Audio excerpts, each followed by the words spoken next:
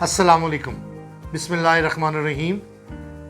मेरे प्यारे दोस्तों, भाइयों, जूनियर डॉक्टर्स, माय स्टूडेंट्स, मैं हूं आपका अपना doctor professor Mian Mohammad Azhar, professor of orthopaedic surgery and interventional spine and pain specialist. औज़ुबिल्लाहि मिनश्शैतानिर्रजीम, बिस्मिल्लाहिर्रहमानिर्रहीम। आज हम बात करेंगे रेफर्ड शोल्डर पेन की।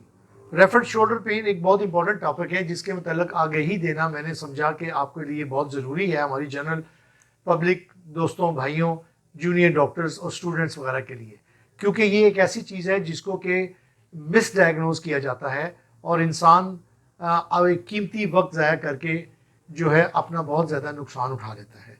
लिहाजा मेरी रिक्वेस्ट है कि जब भी आपको कंधे की पेन हो तो इसको मामूली दर्द मत समझें, फौरी तौर पर आप अपने किसी स्पेशलिस्ट डॉक्टर को चेक कराएं जो कि आपकी बरवक्त तशखीस करके आपको इस आने वाली किसी खतरनाक बीमारी से बचाया जा सके।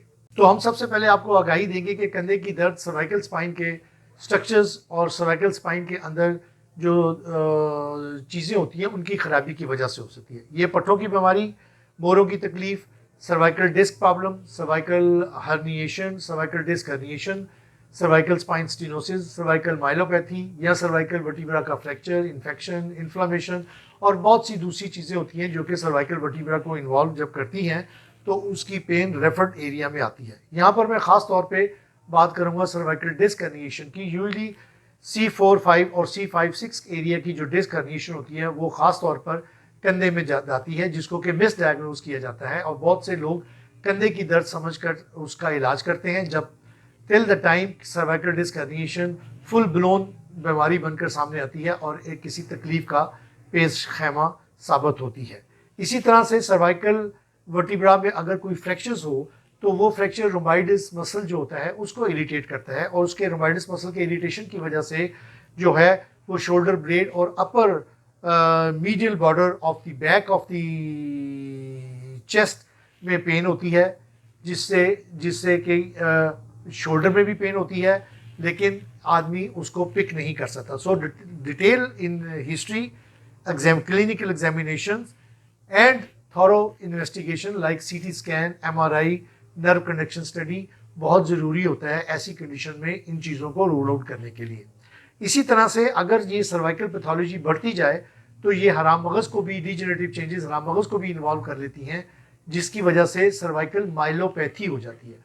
और सर्वाइकल माइलोपैथी एक ऐसी कंडीशन होती है जिसमें कि इंसान के मसल्स काफ़ी वीक हो जाते हैं, गेट डिस्टर्बेंस हो जाती है। लिहाजा ऐसी तमाम कंडीशन में चंद टेस्ट होते हैं जिसको अपर मोटर न्यूरॉन साइंस कहते हैं, लाइक बेबिंस्किन साइंस और होमन साइंस और लेहरमेट साइंस और क्लोनस टेस्ट।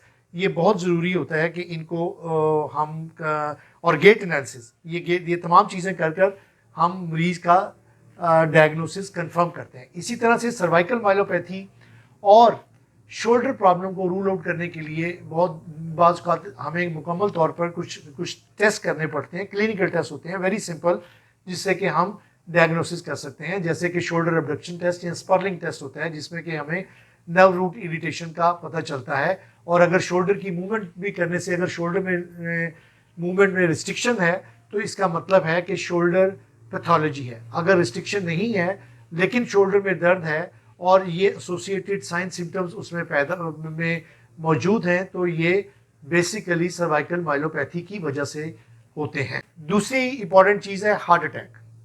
हार्ट अटैक में बाज़ MI या एंजाइना होती है और इसकी दर्द भी लेफ्ट शोल्डर जॉइंट में रेडिएट करती है और बहुत से मरीज़ होते हैं जो कि इसको कंधे की दर्द बनाकर एक गोल्डन टाइम ज़ाया कर देते हैं, जिससे कि incomplete heart attack complete heart attack में कन्वर्ट हो जाता है, जो कि बाज़ जानलेवा भी साबित हो सकता है। इसी तरह से अपर शोल्डर पेन लेफ्ट साइड पे डायफ्राम की इरिटेशन की वजह से भी पेन हो जाती है, या पित्ते में पथरी, बाज़ पेशेंट का गाल स्टोन्स होते हैं जो कि ऊपर जाकर शोल्डर में दर्द का बायस बनते हैं।